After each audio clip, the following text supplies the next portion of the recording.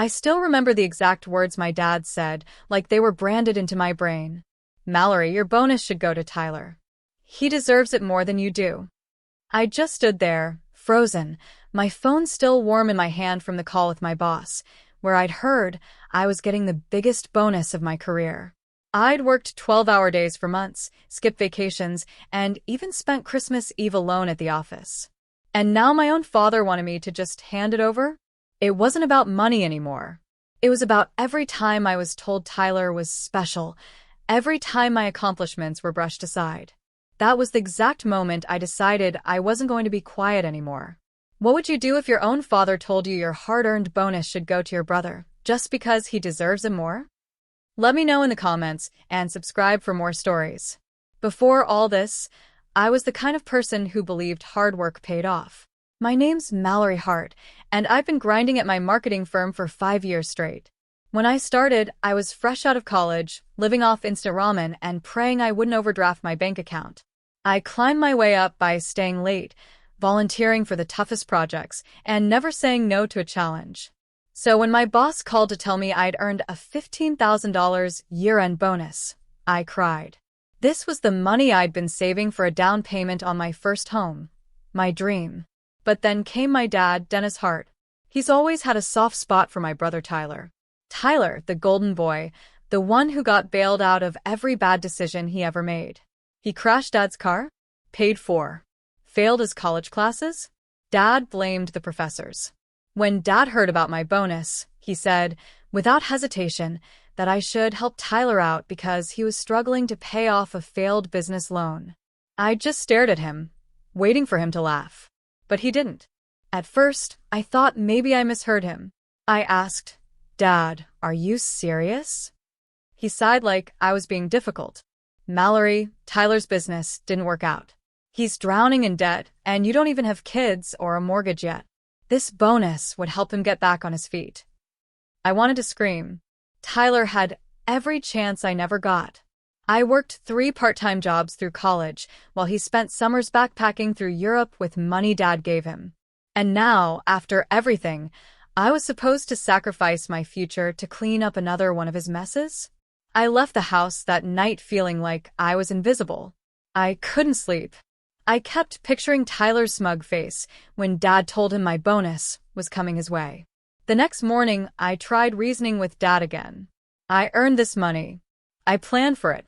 I'm finally close to buying my own place. He waved me off. Family comes first. Tyler's had a rough year. Something inside me snapped. I realized no matter how much I achieved, I would always come second to my brother. I stopped answering family group texts. I worked quietly, saving every penny. At night, I cried myself to sleep, but slowly those tears turned into resolve. If Dad wanted to play favorites, fine. But I wasn't going to be a doormat anymore. I stopped sharing updates about my life. When Dad asked how work was, I'd just shrug and change the subject. Meanwhile, I started talking to a financial advisor. I opened a separate savings account, made sure my bonus was directly deposited somewhere my family couldn't access it, and began house hunting in secret. I didn't tell anyone, not even my closest friend, because I knew if Dad caught wind, he'd find a way to guilt-trip me again. The night before my plan was set into motion, I stood in front of my bathroom mirror and said out loud, "You don't owe them anything." It felt powerful. 3 months later, I closed on a small but beautiful condo. On the day I got the keys, I invited my parents and Tyler over for what they thought was a casual dinner. When they walked in, their jaws dropped. "Mallory, whose place is this?"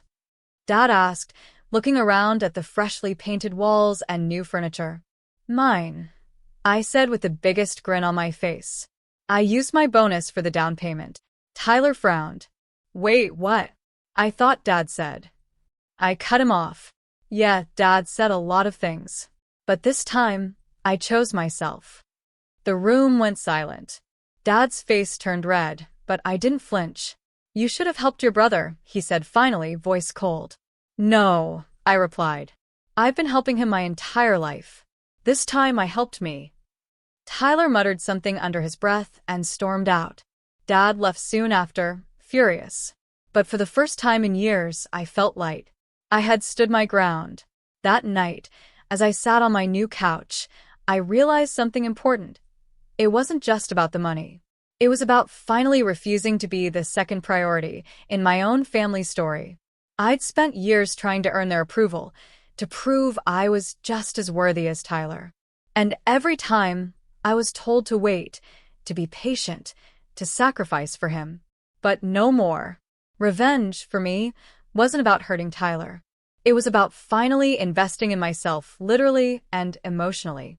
When you grow up in a family that plays favorites, you start to think you don't deserve anything good. Buying that condo was my way of saying, I do deserve this. And honestly, it was the best decision I ever made. It's been 6 months since that night. My dad still isn't thrilled with me, and my brother barely talks to me. But I'm okay with that. I fill my life with people who celebrate my wins, coworkers, friends, neighbors who bring me cookies on weekends. Every morning, I wake up in my own place, make coffee in my own kitchen, and look out the window knowing I paid for this life myself. And you know what? I sleep better than I ever have. I'm not the invisible daughter anymore. I'm Mallory, the woman who stood up for herself. Sometimes revenge isn't about hurting them. It's about reminding yourself that you matter. So if you've ever been made to feel like your hard work doesn't count, let this be your sign. Put yourself first. What do you think? Would you have given up the bonus for your brother? Or would you have done exactly what I did? Tell me in the comments. And don't forget to subscribe for more stories like this.